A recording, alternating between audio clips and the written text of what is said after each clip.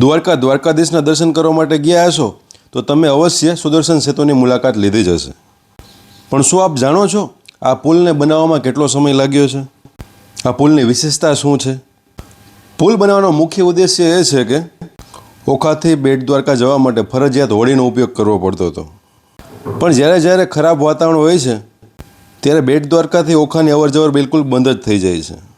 પણ જ્યારથી સુદર્શન સેતુ બનાવવામાં આવ્યો છે યાત્રાળુ પોતાનું વાહન લઈને ઠેઠ બેટ દ્વારકા પહોંચી શકે છે. હવે સુદર્શન સેતુ વિશે માહિતી આપો તો આ પુલ બનાવવા માટે અંદાજિત ખર્ચ 1000 કરોડ જેટલો છે.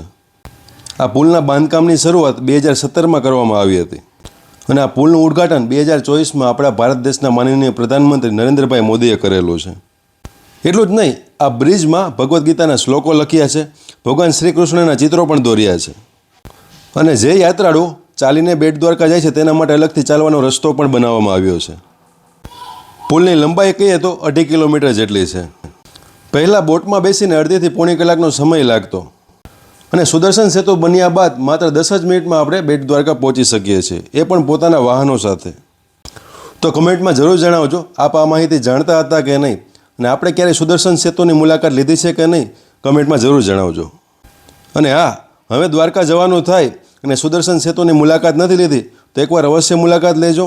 ત્યાં તમારા ફેમિલી સાથે સરસ મજાના ફોટા પણ જરૂર પાડજો અને તમારી સેફટીનું 100% ધ્યાન રાખજો.